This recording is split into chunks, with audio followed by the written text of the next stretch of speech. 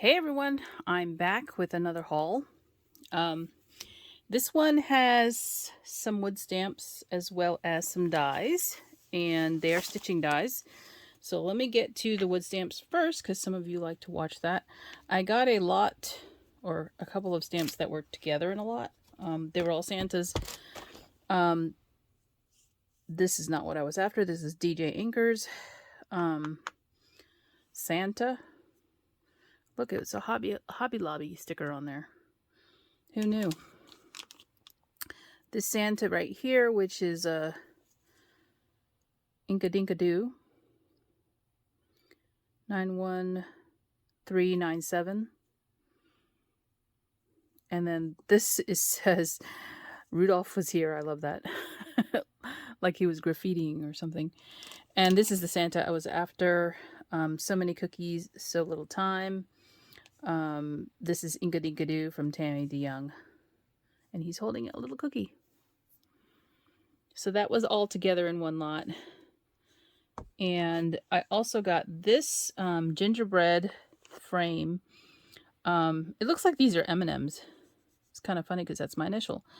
But there's, this candy cane striped frame. There's a tree, kind of a fence, and there's two gingers right here. The cottage stamper K860. And then the last stamp I got is this table or a hutch.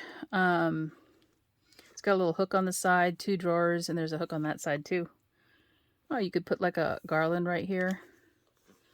Let's see, Stamperie, 1997. Artwork by Lisa Hensley. So there's that.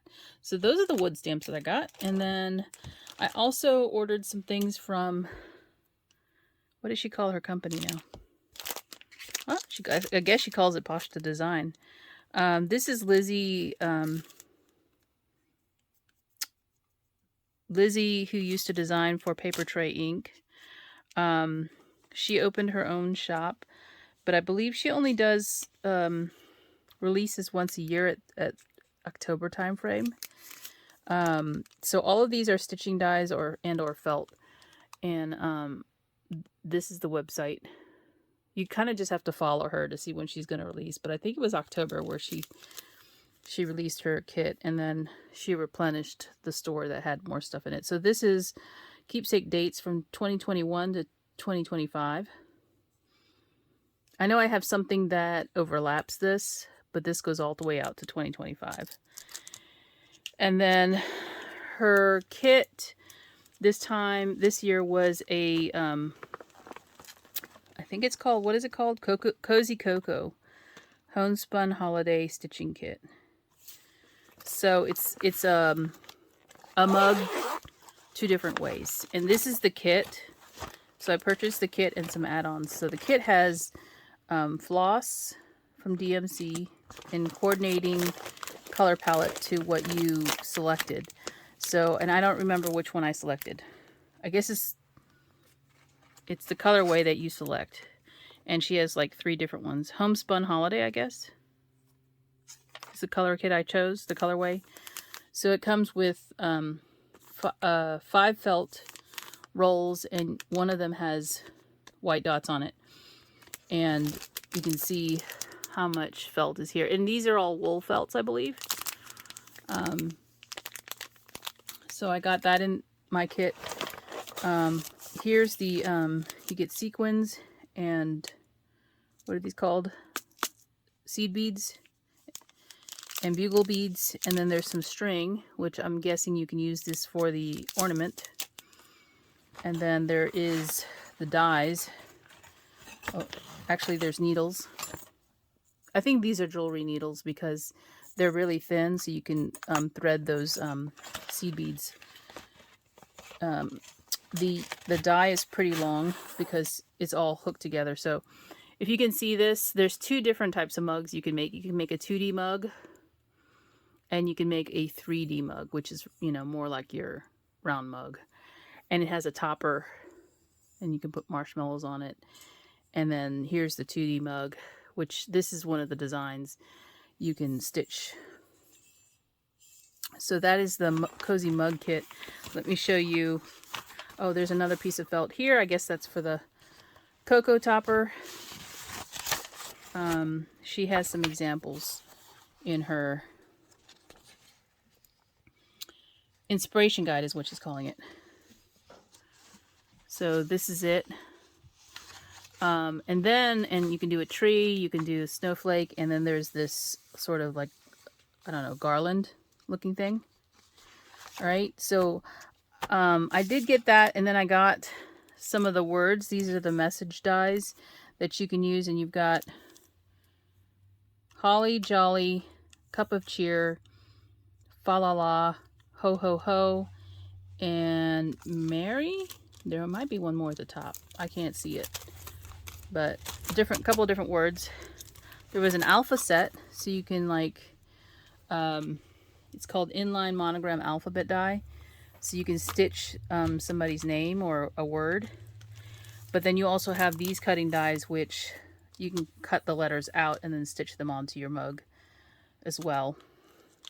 And then the last die I got was actually from last year's kit, and it's the Keepsake Ornaments Extras die. I didn't buy the ornaments, and partly because, well, she didn't restock the ornaments themselves. Well, she did. I missed it. Might have been in October. I wasn't heartbroken because I believe when she designed for Paper Tray, she had some ornaments that were very much like this shape, like this one, I think, and maybe this one. I don't know. So I figured that I might be able to use these same inset shapes with some of the existing ornament dies that I have. So I'm not really worried about where I can use these, because I know I can use these on other ornaments that I have. So this is the Extras Inspiration Die Guide. So that is it for now. I will be back to share more. Talk to you soon. Bye. Hey guys, so I'm back. Somebody asked me a question about unmounting one of these Stampin' Up! Rollers. This, I guess, is a 1-inch wheel, looks like. I do have the actual handle for it, but my thing with this is that I have a hard time keeping things, well,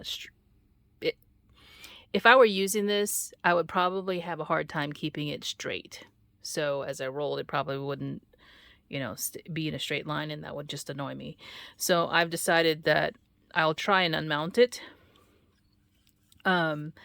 And I have seen this done on a video before. I've never done it myself, so you're going to see how easy or how hard it is for me to do it. I do have my hand in a brace right now because I think I hurt my wrist again. Same wrist, I think, as the last time. Can't remember now.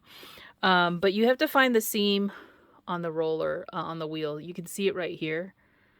And I think once you cut this seam, it should be a lot easier from what I remember seeing. And I don't want to do this on my new glass mat and mess it up. So what I'm going to do is pull out this mat here.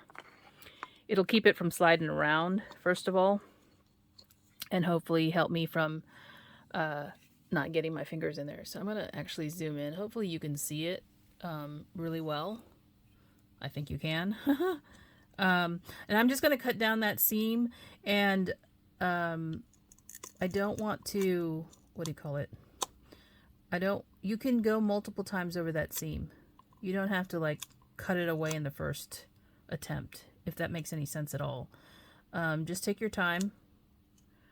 And I'm just cutting through the, the adhesive that is sitting there that brings the two sides together into one, seamless piece. So I think I've done that. And I think once you do that, it's just a matter of peeling up the edge. So that's what I'm going to do here. Try not to, obviously cut any of your image apart. And this image right here, you could see it ends just before that seam. The same on this side. And I don't think I cut through it. Hopefully I didn't. Doesn't matter to me really too much, because this is just that little icing piece right there. So, and then you just peel it away. Oh, that was easy. And it is sticky. The roller itself isn't sticky anymore. The actual, what do you call it, rubber is sticky. Now, I happen to have a clear acrylic block right here that I got in one of my hauls. And I need to either decide if I'm going to do these as a cling or if I'm just going to leave them unmounted like this. So I have this block and I can see it's got lines on it. So I'm just going to line it up like this. And see, this block is not long enough. So that's the problem we have, because these rollers are the length that they are.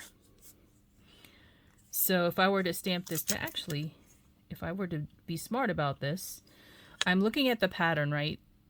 If I leave this end off the block, then he won't be stamped. The whole gingerbread won't be stamped. But if I leave this end off the block, then I can kind of space it correctly and try and make sure that the entire gingerbread does get stamped in the end, you know. So let me see if I can do this. Okay. I just stuck it down with the adhesive that was actually on the back of the stamp already for the wheel. Let me zoom back out again so you can see it. And then you would just basically, you know, ink it up. I tried to make it as straight as possible on that white line that's on the acrylic block. And